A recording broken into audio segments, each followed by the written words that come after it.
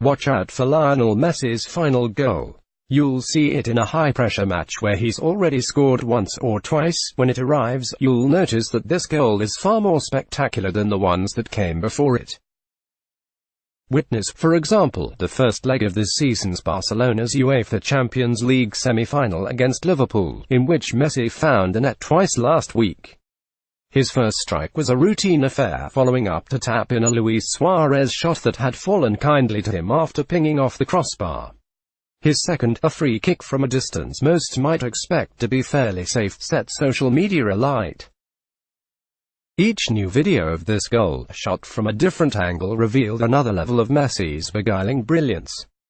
Watching it, you felt that Alisson, Liverpool's unfortunate goalkeeper, couldn't have stopped it even if his team had punctured the ball and turned off the stadium lights. The biggest week for Liverpool in decades. Liverpool made Messi angry and paid the price. Many of us wonder just how good Messi is.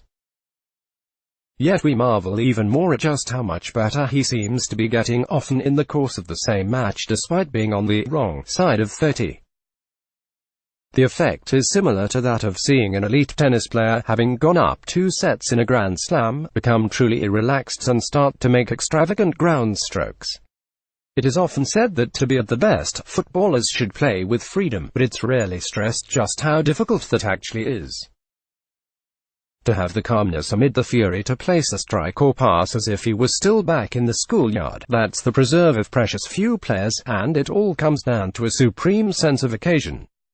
Andy Barton, a performance consultant who works with several leading UK athletes, has spoken of how Wayne Rooney treats the atmosphere in a soccer stadium. To him, it's a stage where the audience have gathered with the excitement of seeing him in his element.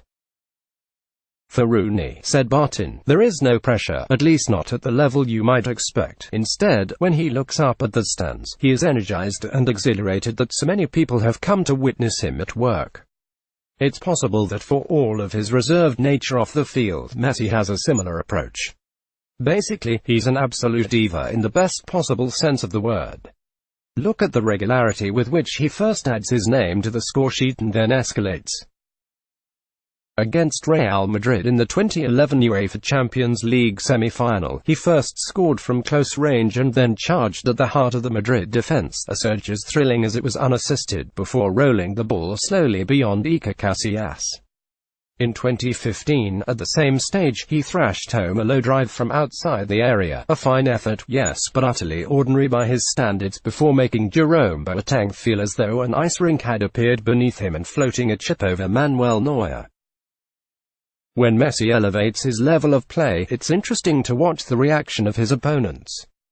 Boateng was so irritated by the mockery that he received that he took to social media to defend himself. Pep Guardiola and Jurgen Klopp merely shrugged when exposed to similar acts of magic. Their reactions were equally vulnerable, equally human. What, after all, can you do?